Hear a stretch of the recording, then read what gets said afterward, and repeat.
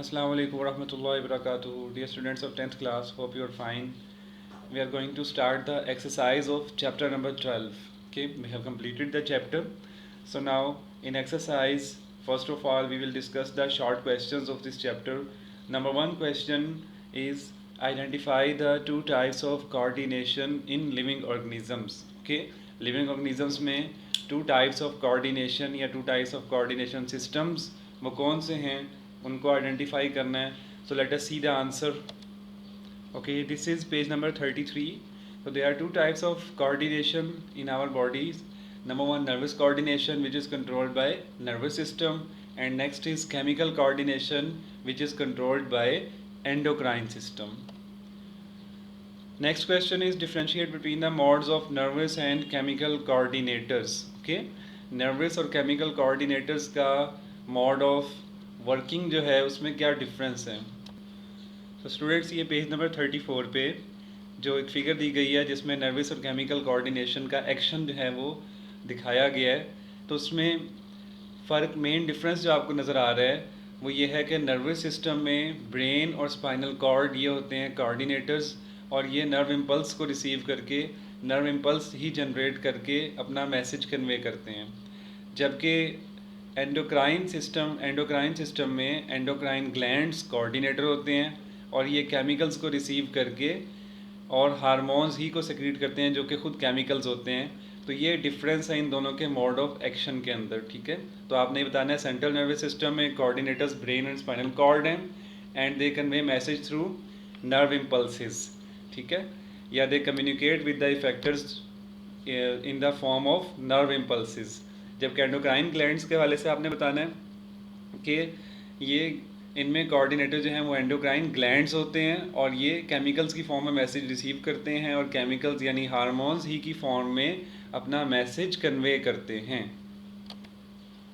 इसके बाद स्टूडेंट्स पूछा गया what are the main components of coordination. तो इसके लिए आप लोगों ने अगेन पेज नंबर 33 पे जाना है और उसमें आप लोगों ने पढ़ा था जो कोऑर्डिनेटेड एक्शन के अंदर 5 कंपोनेंट्स होते हैं. तो वही कंपोनेंट्स पूछे गए हमसे. Number 1 stimuli, number 2 receptors, number 3 coordinators, number 4 पे इफेक्टर्स और नंबर 5 पे रिस्पॉन्स. तो आप लोगों ने यही नंबर 5 जो हैं ये आप लोगों ने कंपोनेंट्स ऑफ कोऑर्डिनेशन के तौर पर लिख देने हैं. नेक्स्ट क्वेश्चन है define reflex action and reflex arc. तो बच्चों इसके लिए आप लोग पेज नंबर 41 पे आएंगे और रिफ्लेक्स एक्शन के टॉपिक में नंबर 2 पॉइंट जो लिखा हुआ है यहाँ पे, when impulses are not passed to higher centers of brain it results in response which are not under conscious control. Such responses are called involuntary actions. ठीक है, बाज़ औक़ात रिस्पॉन्स जो होता है वो कॉन्शियस में नहीं होता यानी कि ब्रेन में नहीं आता, लिहाजा बग़ैर सोचे समझे उस एक्शन का परफॉर्म करना होता है. So these are called involuntary actions and sometimes the involuntary response produced by the CNS is very quick.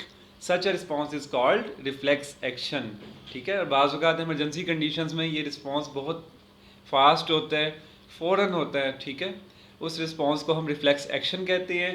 And the pathway followed by the nerve impulses for producing a reflex action is called reflex arc. ठीक है, और इसी को फिर reflex arc भी कहते हैं, इसी पाथवे को.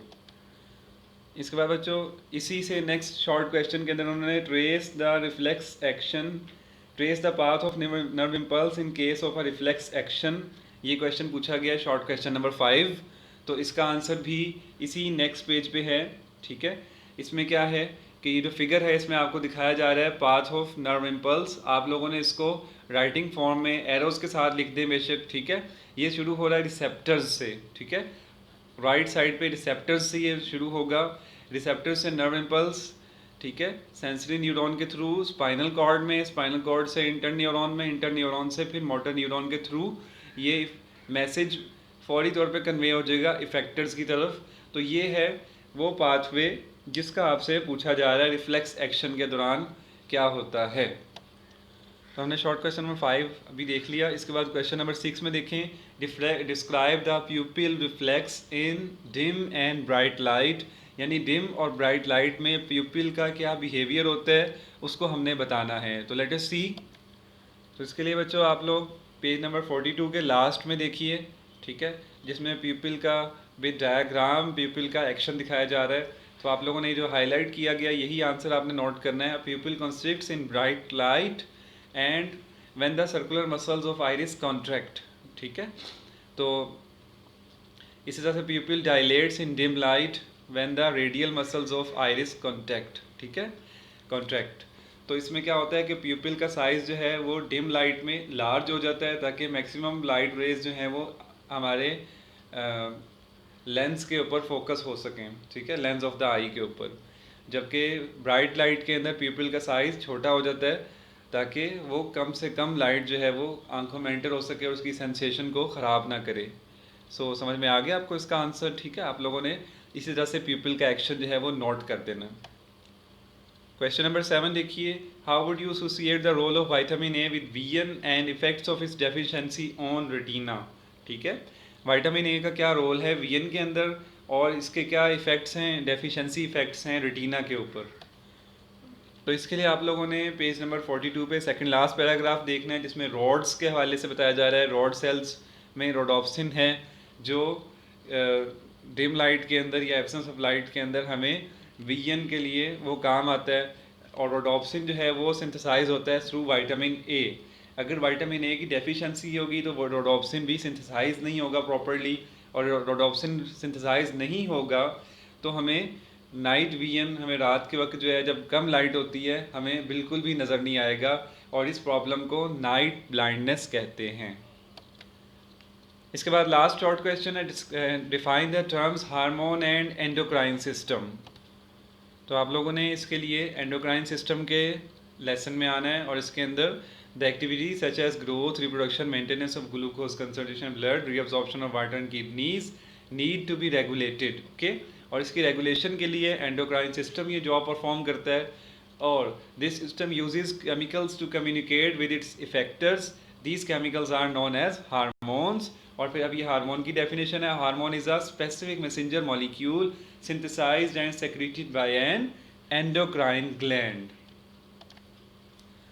के स्टूडेंट्स, अब हम लॉन्ग क्वेश्चंस की तरफ मूव करेंगे। नंबर 1 पे है, explain what can happen if there is no coordination in the activities of organisms, ठीक है। तो अब ये कॉन्सेप्चुअल क्वेश्चन है, इसका आंसर आपको आपके बुक में प्रॉपरली नहीं मिलेगा लिखा हुआ, ठीक है। तो आप लोगों ने एक्सप्लेनेशन देनी है कि अगर कोऑर्डिनेशन ना हो हमारी एक्टिविटीज़ में तो फिर क्या प्रॉब्लम हो सकता है। मैं आपको इस सवाल का सिर्फ हिंट दूंगा और आप लोगों ने इसमें खुद से जो है इसको प्रिपेयर करना होगा।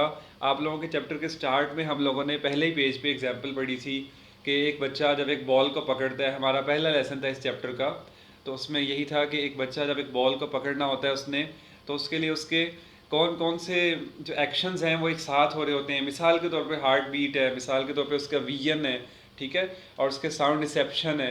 तो ये सारे के सारे जो उसके सेंसेशंस हैं ये एक साथ वर्क कर रही होती हैं, और उस वक्त में उसको क्या प्रॉब्लम्स क्रिएट हो सकते हैं, ठीक है। जैसे कार्बन डाइऑक्साइड ज़्यादा प्रोड्यूस हो रही है बॉडी में, ठीक है, एनर्जी लेवल, एनर्जी की रिक्वायरमेंट पूरी करने के लिए।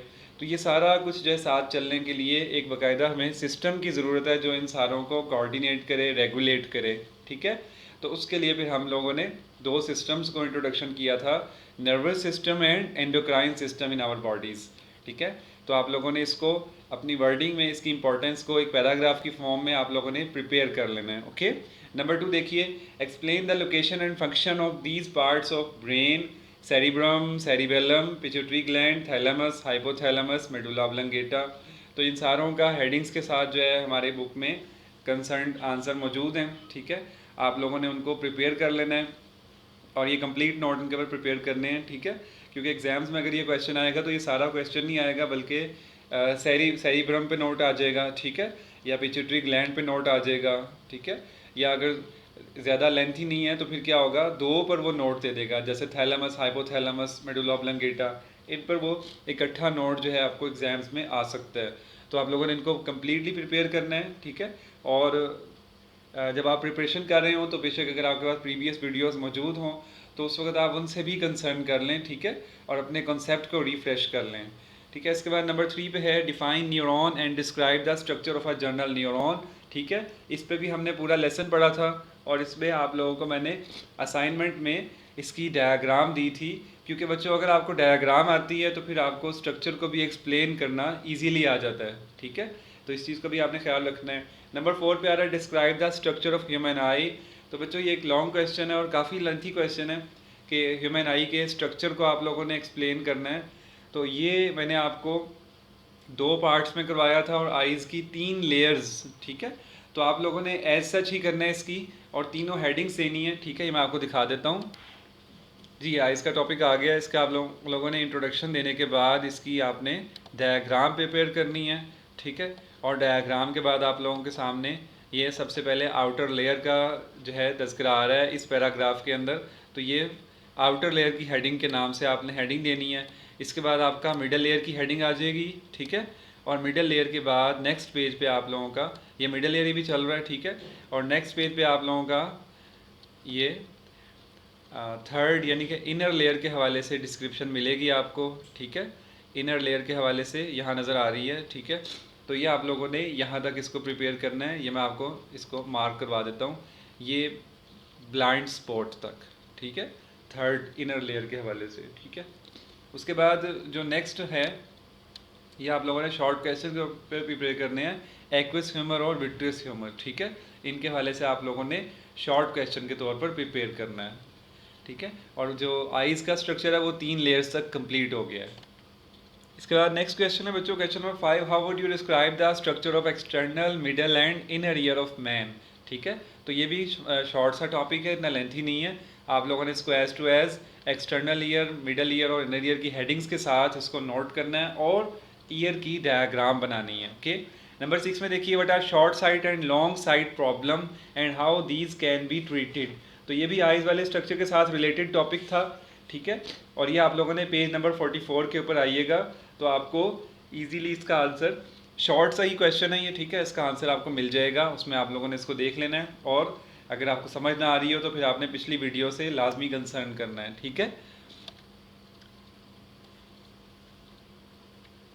इसके बाद बच्चों आता है question, explain the role of ear in the maintenance of balance, ठीक है। ये भी एक शॉर्ट क्वेश्चन है, लॉन्ग क्वेश्चन तो नहीं है ये। बहरहाल पेज नंबर 47 के ऊपर ये हेडिंग के साथ मौजूद है। ये 3-4 लाइनों में इसका आंसर लिखा हुआ है, ठीक है, कि हमारे ईयर के अंदर जो होते हैं सेमी सर्कुलर केनाल्स और वेस्टिब्यूल जो होते हैं उनमें वो रिसेप्टर्स होते हैं जो हमारे ब्रेन को, हमारी लोकेशन को डिटेक्ट करने में और हमारी मूवमेंट को समझने में हेल्प आउट करते हैं।